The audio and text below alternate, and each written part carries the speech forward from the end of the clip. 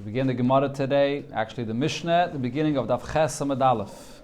So we continue with different halachas where there's an union of Ein Bein. Ein Bein Hamudar Hanoah Machavere. There's no difference between one that makes a vow not to have any benefit of his friend, L'muda Mimenu Meichel, and he makes a neder not to eat from him.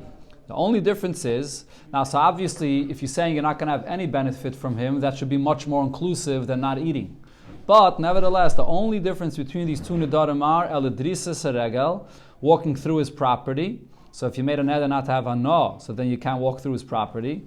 And v'kelim shein oisim behem oichel nefesh, and to borrow from him vessels that are not used for food items, let's say garments to wear or sfarim or things like that. So if you're borrowing things that are not made for food, so then if you said and made a neder that you're not going to have hanoah from him, so then you're not allowed to borrow those kelim from him.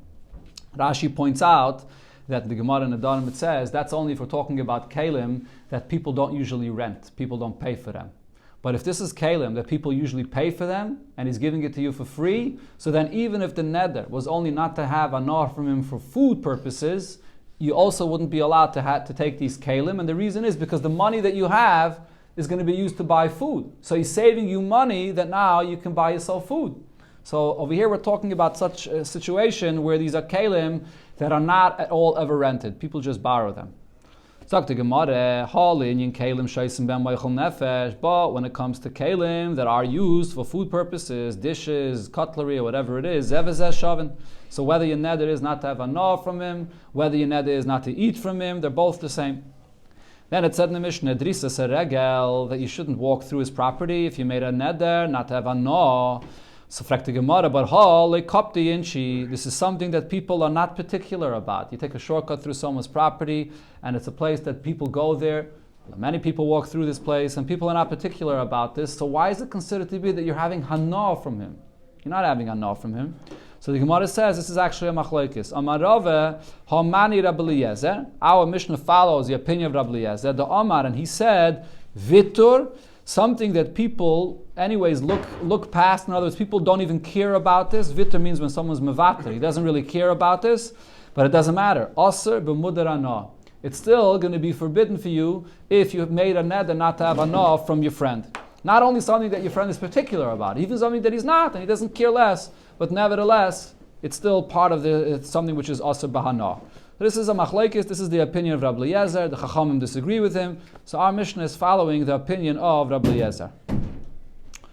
Zok Heilige Mishnah, Ein Bein Nedarim LeNedavos. There is no difference regarding a carbon when a person takes upon himself to bring a carbon. So there's a neder and there's a nedava, which will be explained in the Gemara. A neder is when a person says, Harei alai, I take upon myself to bring this carbon. A nedava is when he already has an animal in front of him and he says, Harei zu, this animal I'll bring as a carbon. So the only difference between them is, Alashan nedarim chayev b'achri yusam. By a neder, so then you take responsibility. If anything happens, you're still going to be responsible to bring this carbon. Unedavais, when it comes to a nedava, ein chayev b'achri yusam.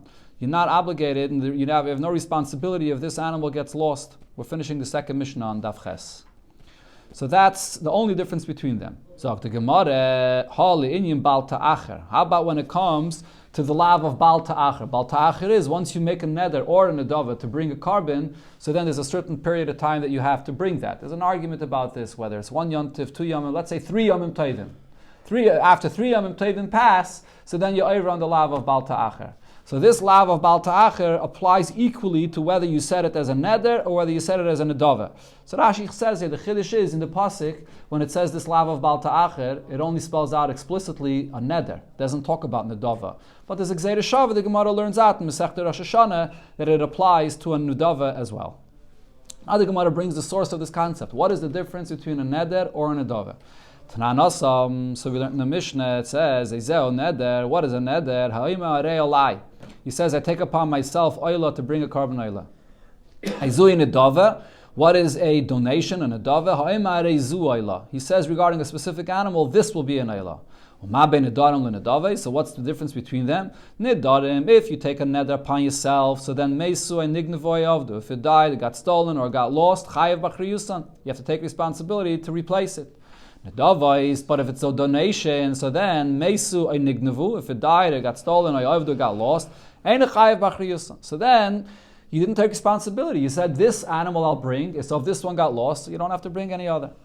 From where do I know that when you say harei alai, the term harei alai means that you're taking responsibility, not just to bring one, but you're taking responsibility if that gets lost. Tana Rabbanan, we learn in a brayse, it's learned from a pasuk. It says v'nir tzalai, that it'll be accepted for you. The Eibusher will accept it. L'chapir olav, to atone for you. Olav. So the pasuk says l'chapir olav. It uses the term olav. So we darshan the pasuk as follows. Rab Shimon said, Es she olav, this that you took upon yourself. So then chayev b'achri yusay, you'll be obligated to take responsibility for it. Ves she'enoi olav, if it's not something that you took upon yourself, ein chayev b'achri yusay, then you don't have the responsibility to replace it with another animal. So my mashma, when a person says harei alai, how do I see in that expression that he took responsibility upon himself? Amar Rav Yitzchak bar Avdimi, kivin de amar alai. Once the person says, alai command the toin a kasvei domi. This is like he took it upon his shoulders. When a person uses that expression, harei alai, I'm taking it upon myself to make sure that this carbon will be brought. So therefore that expression means that he took responsibility. And therefore that he'll only have the kapara if he actually follows through and brings that carbon. It's pretty simple. Harei alai means Yeah, chanami. Okay, but maybe you could, harei alai, you could say, harei alai, for this one that I'm mafresh first, for that animal that I'll, so, Gemara says no, harei alai means like the lashon of the pasuk olav, that he took responsibility. You have to go follow. The zu means this specific one, not alai. I didn't take responsibility. Zu means only one specific one. There's no difference between a zav. That this is an emission from the body that makes you tamei. So if your person had two riyos, he saw twice. L'rayis shalosh, to a person that had this emission 3 times. The only difference between them is ela carbon, whether you would have to bring a carbon or not. So in other words, as far as the other halachas are concerned, as we'll see in the Gemara here, what are the other halachas of a zav? Number one, that he's tamei, and he makes other things tamei. Whatever he sits on, or wherever he lies upon, which means not only if you touch it when you sit in it or lie in it. Let's say you're sitting on something which has 10 layers. Everything you sat on, all the layers become tamei. Or if you lie on something, all the layers become tamei. That's the unique tumah by a zav. There's also another kind of tumah by a zav. If you move something, and not only if you move it with touching it, you move it without touching it. This is what's called the tumah of hesed. You move something, let's say with a stick, indirectly, it also becomes tamei. Actually, interesting thing by a zav is when you touch something, it also becomes tamei, but not on the same level of tumah as when you lie in it or sit in it. A zav that lies and sits on something becomes an av hatumah. But a zav that touches something, but he did not sit or lie in it, becomes only a rishon l'tumah. This is the level of the tumah of a zav, and therefore what the Mishnah is saying here is that the zav that saw twice and the zav that saw 3 times, the level of tumah is the same. Another halacha of a zav, that he has to count 7 clean days, and then after 7 clean days he goes to the mikvah on the 7th day, and then he waits until at night, and at night he becomes tahir.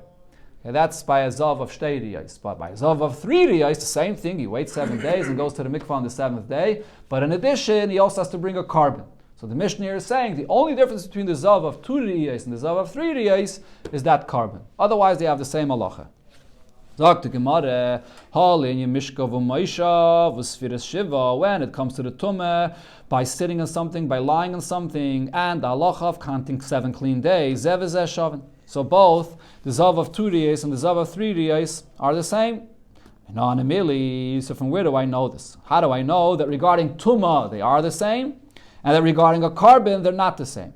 The Tana Rabbanan we learned in the brayse, Rab Simai said, Mana kostav shtayim. The Torah mentions that the person had 2 emissions. It says the lashon of zav twice, and then the karei tamei, and the pasuk says that he's tamei. Shalosh, and there's another pasuk where it says the expression of zav 3 times, that he saw 3 times, and the karei tamei, and it also says that he's tamei. So what's the difference between them? So hakeitzad, what does this mean? Shtayim, if there were 2 riyos l'tumah, so that makes you tamei. But shalosh, then if there were 3 times that a person saw, so then the carbon. In addition, he has to bring a carbon. That's the drasha of Rab Simai. So the Gemara asks him this, ve'emer, maybe I should say, shtayim l'tumah, that if it was twice, so then you become tamei v'loy l'karbon, and you don't have to bring a carbon.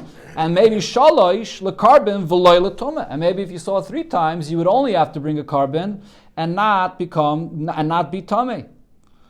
So the Gemara says, how could he say such a thing? Amrit, you'll answer to this very simply. If you saw 3 times, so that means that you saw 2 times and then you saw a 3rd time. So if you became tamei after twice, and becoming a zav twice, where in the world would that tumah leave? So after you saw a 3rd time, you can't say he's not tamei anymore. So obviously he's tamei, and in addition, he has to bring a carbon. But the Gemara still asks, ve'emer, maybe I should say, shtayim l'karbon. If you saw it twice, maybe over there when the Torah uses the term tamei, it only means for the fact that he has to bring a carbon, but v'loy l'tumah. If you saw it twice, you bring a carbon and you will not make things tamei. And shalosh, and then when it says by the person that sees a 3rd time, af l'tumah, maybe he, besides bringing a carbon, would also be tamei.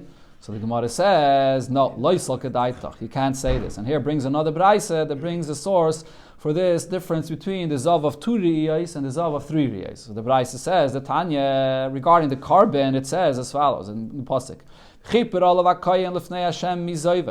that this will be a kapara in front of the Eibishter, and the pasuk uses the term mi zoive, from his zoiv. When it says mi, that mem is to exclude something. So what is it coming to exclude? Miktsas zavin miviin carbon. Only some of the zavin bring a carbon.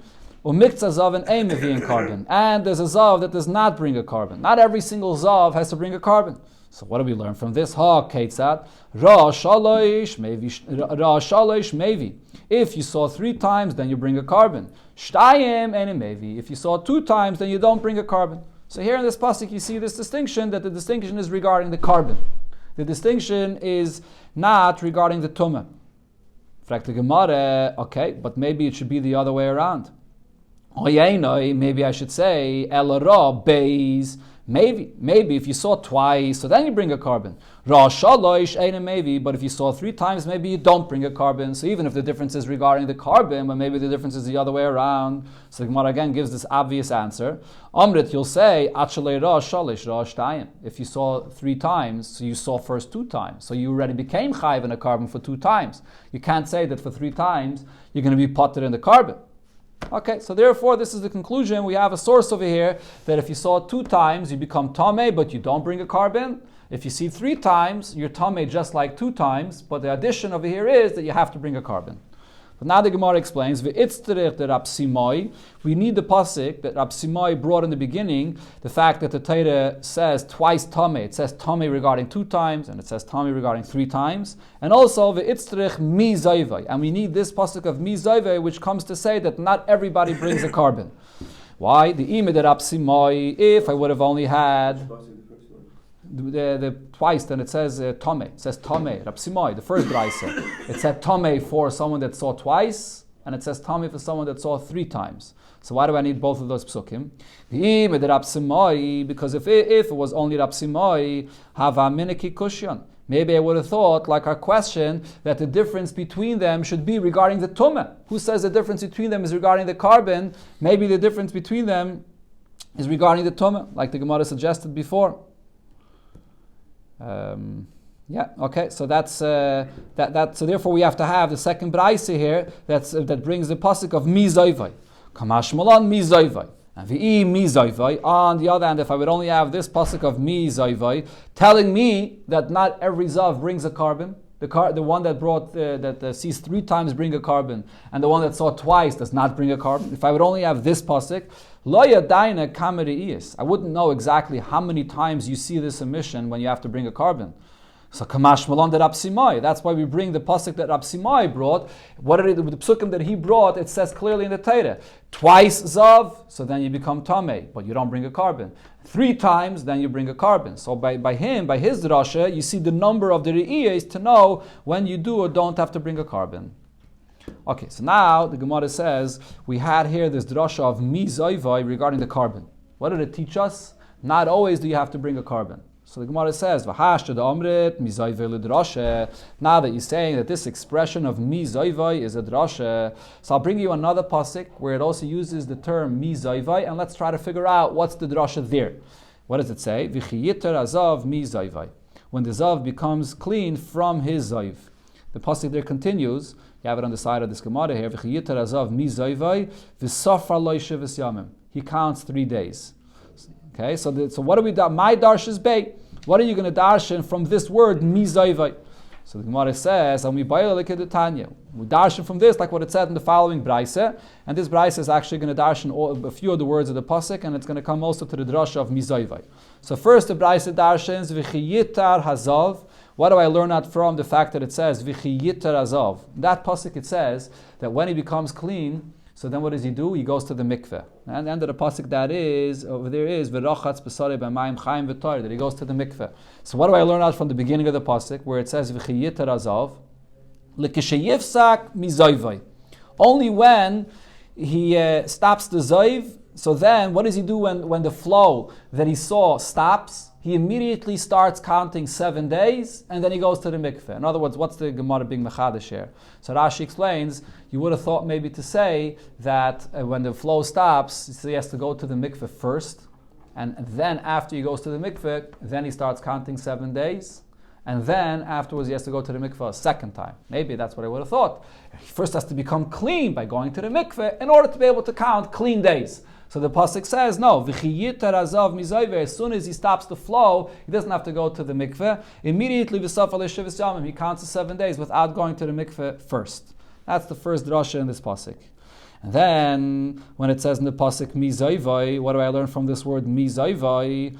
So we learn out when the drasha here that the Brayse is saying is not from the mem. That's coming after this. We're trying to figure out what we learn from the mem. But now we're darshaning the whole word. What do we learn out from the whole word mizayvai?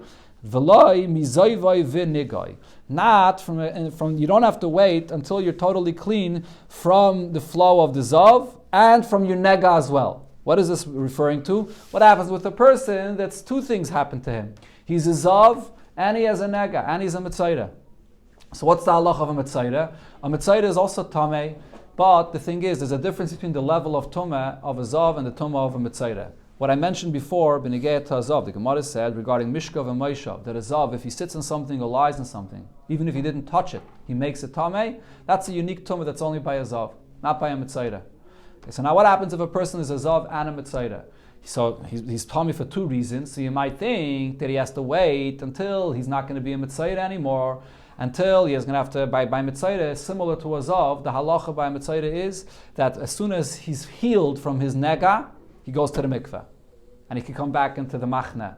Then he also has to count 7 days. And then after he counts 7 days, he goes to the mikveh again. Right, so those are the two. And then on the 8th day, he brings his karbanos. So maybe I would have thought, if you're a zav or a mitzayra at the same time, you're both at the same time, so then maybe you should have to wait until the end. After you counted already 7 days for your tzaras, and only then could you toivel for your zav as well. If you're still tamei, so then there's no point in going to the mikveh for your being a zav. So this pasuk says, no, mizayvai. Even if you're still a mitzayra, you can go to the mikveh for the fact that you are a zav. And it's going to help you to some extent. Why? Because now the severe tumah of a zav, that even things that you lie on or sit on that you didn't touch, that level of tumah will leave, even though you're still going to be a mitzayra. So that's what the pasuk here is saying. There's a benefit of you going to the mikveh. You should go to the mikveh even though you still are a mitzayra. However, Rashi does say that doesn't mean that if you still actually have the neg on your body that you can go to the mikveh as a mitzayra. You have to wait until the tzaras heals from your body. And the moment the tzaras heals from the body, then you can go to the mikveh. The point that we're saying over here, however, is you're not going to have to wait 7 days to count from when you were healed from your tzaras to wait another 7 days in order to go to the mikveh. But you will have to wait until the nega leaves your body. That's Rashi's shitta. Other Rishonim disagree with this. They say you can go to the mikveh even while you still have a tzaras in your body. But that's what Rashi holds. Now we come to the drasha of mizayvai. Why does it say mizayvai? So now the Gemara darshans it together with the next word in the pasuk. Mi zayvai v'safar. Right, so from his zayv, and then he v'safar le'shivas yamim, he counts 7 days. So what does this mean? Limeid al zav bal shtei riyos. This is coming to teach me regarding a zav that only saw blood, it saw the riyah twice. Sheton sviras shiva. That he also has to count 7 days. So that's the mi zayvay v'safar is coming to say there's another zav that also has to count 7 days. Not only the one that saw 3 times, but even the one that saw 2 times. This is the source that he as well has to count 7 days. Okay, so that's what we learn from this mi zayvay. Frag the Gemara v'haloi dinu. Why do I need a special pasuk to tell me that if he saw 2 times, he has to count 7 days? Isn't it a din? Din in the Gemara usually means a kal v'chaimer. But according to Rashi, over here, this word dinu is not a kal v'chaimer. What the Gemara is saying, wouldn't I understand this on my own? How? If the halacha by someone that saw twice, so his level of tumah is just as severe as someone that saw 3 times, and therefore he's metame mishka v'maishav, what he lies on or what he sits on. So le'yahiyatan sfira shiva. Should I not say that he also has this severity similar to one that saw 3 times, that he has to count 7 days? I already see that regarding one detail, it's similar to one that saw 3 times. So too regarding this detail of counting, shouldn't I say the same thing applies, that he has to count 7 days? So the Gemara says, no, not necessarily. That comparison is not necessarily true. The Gemara here will bring an example where you find that the tumah, the severity of the tumah of Mishka v'Moshav does apply, but counting 7 days does not apply. And where is this? By a woman. Shemeres yaim keneged yaim techiach. This is by a woman that sees a zav, and this is blood that a woman sees only once. So what's the halacha by a woman? By a woman there are 2 different cycles. There's a cycle of a nida and there's a cycle of a zava. 7 days she's a nida, and then after that she becomes a zava. So a woman that sees once, so what happens? She has to wait a day. By a man, if he sees once, you just go to the mikveh right away, and you don't have to wait a day. But by a woman, it's what's called shemeres yom keneged yom. She has to wait 1 day, and only the next day she goes to the mikveh, and then she becomes tahir. So what's the halacha by shemeres yom keneged yom? Techiach. So this will prove to you as follows: shemetame mishka v'moshav. That on one hand, the level of her tumah while she's tameh is so strong that she makes mishka v'moshav tameh. But at the same time, ve'enet tuna sviras shiva. But she doesn't have to count 7 days. So if so, va'af al titma, don't wonder al zeh over here regarding a zav that only saw twice, that I would say sha'af pisha metame mishka v'moshav. In one detail, he's like someone that saw 3 times, that he is metame mishka v'moshav, but lo yehitan sviras shiva. Maybe he would not have to count 7 days, similar to this halacha of the woman shemeres yom keneged yom. So therefore, Talmud Loima mizayvay v'safar. That's why I do need this drush of the pasuk mizayvay v'safar to tell me that miktzah zayvay, even someone that did not see all 3 times, he only saw 2 times v'safar. He already has to count 7 days. Limeid al zav bal shtei riyos shetan sfiras shiva. Even if you only saw 2 times, you have to count 7 days. So that's the drasha from this pasuk mi zayvay. But so now, what did we have over here? We had 2 drashus of mizayvay. One mizayvay was by the carbon, and one mizayvay was regarding 7 days. So the Gemara now is going to ask that where we're using these 2 psukim mizayvay are not the same. Amalei Rav Papa Abaye, so Rav Papa says to Abaye, Ma'ishno hai mizayvay. What's the difference that when it comes to the first mizayvay that we darshan regarding the carbon, the marbi bezav bal shtei riyos. You're using that mizayvay. Again, let me start again. Hai mizayvay referring to the second mizayvay. When it comes to the second mizayvay, we're actually learning from this term to include a zav that's a bal shtei riyos, to say that even he also has to count 7 days. And why when it comes to the first mizayvay by the carbon, the memayit bezav bal shtei riyos. Over there, you're learning out from that pasuk to exclude a zav that's bal shtei riyos. Make up your mind. Is the term mizayvay to add and include? Or is the term mizayvay to exclude? Or actually, as the Mefarshim explained, the real question of the Gemara is on the drasha that we over here just now, that we included and added. Because usually mi means only some of. Mi is always a term of exclusion. So the first drasha that we excluded bal shtei riyos of a carbon, that's understood. The main question of the Gemara is, why over here are you coming to include? That's not the usual drasha of mi. Amalei, so the Gemara answers, no, over here it must be that it's coming to add. Why? Because if you're going to say that over here this mizayvay is coming to be memayit, that he does not have to count 7 days, who does? So that's what it comes for. What do you need a pasuk for that? Lishtek kramine. Let the pasuk just be quiet. It never says in the Torah that if you see twice, you have to count 7 days. It only says by the one that saw 3 times that he counts 7 days. So why would I think that you do have to count 7 days? So it doesn't have to come to exclude this. Now the Gemara repeats what it said before. Now, if you're going to say that you could learn this logically, you might think that just like the severity of his tumah is that he's metame mishkav v'moishav, so he also has to count 7 days, like we said before. So we already answered that before. The case of the woman that counts 1 day, and she is severely tameh that it's metame mishkav v'moishav, but she does not count 7 days. That will prove to you that you don't have to count 7 days. So why would I think that you should have to count 7 days? Now, if you're going to say that I need this pasuk here to teach me that this word mizayvai is coming to tell me that if he has a zav and he's also a mitzayra at the same time, that he doesn't have to wait the 7 days for the mitzayra in order for him to be able to go to the mikveh. Right, so maybe that's what the word mizayvah is coming to teach me. How do you know this extra word of mizayvah is b'chlal coming to add even the Baal Shtei Riyos that he counts 7 days? Maybe this word mizayvah is only going on the other drasha that we mentioned before regarding the zav that's also a mitzayra. So the Gemara says no, it's still an extra word. In kain lichtev kra v'chiyitar hazav v'lishtaik mizayvah v'lishtaik. The pasuk could just say the words v'chiyitar hazav. The word hazav is already extra. Because right before that in the parsha, it's talking about a zav. We know it's talking about a zav. Why does it have to say the word hazav, which it just mentioned before? So the word hazav is already enough to teach me that even if he's a zav and he's a mitzayir at the same time, you only have to become tired of your ziva to go to the mikveh. You don't have to wait 7 days until your tzaras, the tum of your tzaras is over to go to the mikveh. So I can dash that already from the word hazav. Mi zayvay lamali. This word mi zayvay is an extra word. So therefore, lime, this word of mi zayvay comes to teach me al zav bal shtei riyos shetan sfira shiva. The only thing that it could come to teach me is to let me know that even if he's only a partial zav, because he only saw twice and not 3 times, he also has to do the visafar to count 7 days.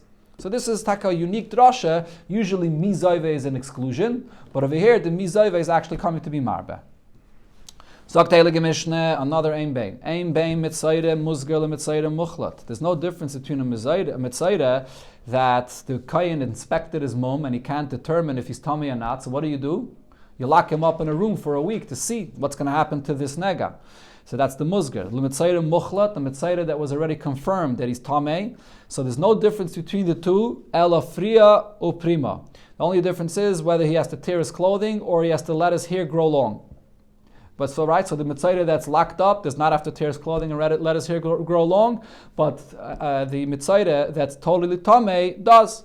But all the other halachas, according to Rashi, we'll see here in the Gemara, that when it comes to everything else, when it comes to sending him out of the machna, when it comes to the level of tumah that he has, that's the same. Whether he's just a musgar or whether a muchlet, that's the same thing. And now there's also no difference between someone that the kohen came and was metired him after he was locked up, or he was metired him after he was already confirmed as a mitzayre. The only difference between them is on the 7th day, whether you have to shave your hair off and you have to bring the birds as a carbon on that day. That's the only difference. Rashi does say here later in the Gemara that on the 8th day, regarding other karbanis, there's also a difference regarding the 8th day, but the Mishnah is not bringing it here because the Mishnah is speaking about the 7th day. On the 7th day, from when he counts his 7 days to becoming clean, and the 7th day is when he goes to the mikveh. So the Mishnah is only speaking about the 7th day, and regarding that, this is the difference. But when it comes to being sent out of the machne, and also regarding all the chumrah of tumah that there is, whether you're a musgar, whether you're a muchlet, it's the same. From where do I know this? So we're going to bring the source now that letting your hair grow long or tearing your clothing does not apply to the person that is being locked up.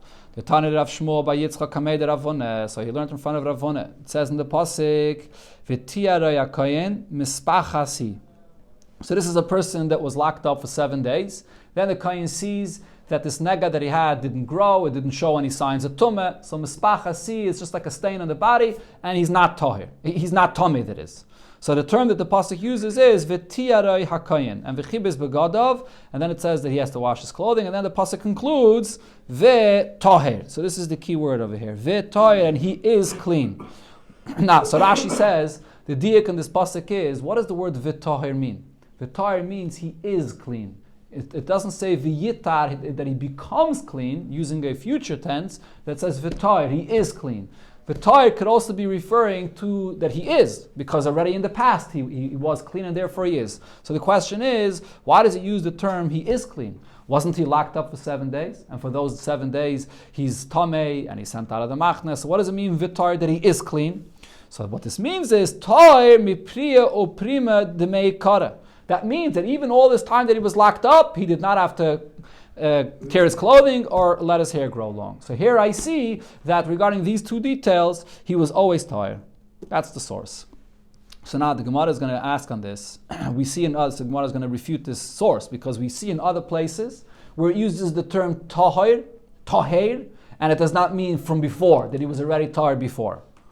So why does he have to clean his clothes? I mean, wash his clothes and. He is tamei regarding the clothing, regarding other aspects. When it says v'taher, that he was always clean, only regarding certain aspects he was always clean. Regarding letting his hair grow long, and regarding tearing his clothing, regarding that he was always clean. Amalei Rave, so Rave asks on this question, on this drasha here. If so, if that's how you darshan the word v'taher, gabe zav. So regarding a zav, what does it say in the pasuk? The pasuk says v'chibis begadav, that after he stops being a zav, so he washes his clothing and v'taher, and then he becomes clean. Right, so this is after he counts 7 days, and he goes to the mikveh and he washes he tavels his clothing as well, and he's clean. So hasamai v'taher meikarik. What are you going to say by a zav? That when he becomes clean after 7 days and after going to the mikveh, so you're going to say that retroactively, that already before all those 7 days he was tahir? You can't say that. He's not tahir all those 7 days. So what is the meaning of v'tahir there? Ella, so there the drasha is going to be different. And before I read the Gemara inside, let me just explain what the Gemara is going to say here. We're talking about a zav that on the 7th day he goes to the mikveh. When does a zav go to the mikveh though? He goes to the mikveh in the middle of the day, by daytime, on the 7th day. Now the thing is that Zav has to actually have full 7 clean days. So this is a very interesting thing. He could go to the mikveh, but then what happens if he sees the flow again after he went to the mikveh on the 7th day? So then it turns out that he didn't have 7 full clean days. So he went to the mikveh and he became tahir, and then he saw a ziva again. Now retroactively, this is going to undo the whole full 7 clean days, and he has to count another 7 days. The question now is, what happens to anything that he moved as a zav? You're not allowed to move anything that, if you move something, it becomes tamei. Anything between going to the mikveh and then when you saw a ziva again, what happens to those things in that time period? Let's say the few hours in the day. Are they going to be tamei or not? So the Gemara here, he touched it while he was tahir. But now that he saw a ziva again, it undid all the 7 clean days, and he has to count 7 clean days over again. So the question is, what happens in those hours between when he went to the mikveh and when he saw the ziva again? Do I say that retroactively whatever he touched in that time period becomes tamei or not? So the Gemara here is saying that's what this tahir is coming to teach me. Ella tahir hashta. The term tahir, which is read as that he's tahir now, what does this mean? Milatame klicheres behesit. This is if there was earthenware that he moved not by touching it. Moved always means you moved it indirectly. Afagav the hadar chazi, even though he went to the mikvah on the 7th day, and now he saw a ziva again, but lo metame lo mafreya. It's not going to be metame retroactively this that he touched in between when he went to the mikveh and this and when he saw the ziva. That's what the tahir over there, the drasha of tahir there is going on. Rashi points out that this halacha though is specifically regarding hesed, as the Gemara brings there, not regarding any other type of tumah. And this is because that's the context of the psukim there. Okay, so now coming back to the word v'tahir that it says over here regarding a mitzayre. Why does it use the term v'tahir? So here there's a similar thing. Hachanami over here as well. Tahir hashta mulatame b'biyah l'mafreya. Similar thing regarding a mitzayre. What happens by a mitzayre? He also has to wait 7 days. And then on the 7th day he goes to the mikveh. So what happens on the seventh day, or actually no, forget about mikveh, no mikveh. We're talking over here about a mitzayre that is being locked up in a room, and the kohen wants to see what's going to happen to his tzaras. Is it going to grow? Is it not going to grow? So what happens after 7 days? He comes out of the room. The kohen looks at the tzaras, and the kohen says the tzaras didn't grow, and the kohen says you're tahir, and that's it. And then what happens? An hour later, it turns out that the tzaras did grow. After he made him toy, now it turns out that the tzaras did grow again. And in between that time when the kohen made him toy and when it grew, he touched something, or he came into a house. He came into a house where there were other kalim there. The halacha of the mitzayir is when he comes into a house where there are kalim there, he makes everything tummy. So over here, in between the time when the kohen said you are tamei, and when they noticed that the tzaras did grow, he went into a house.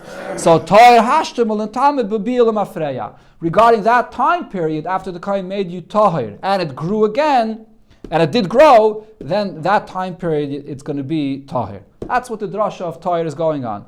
But not what we said before. So now the problem is we don't have a source for what we were trying to say before, that you're tired, that you don't have to tear your clothing or let your hair grow. So what's the source for that?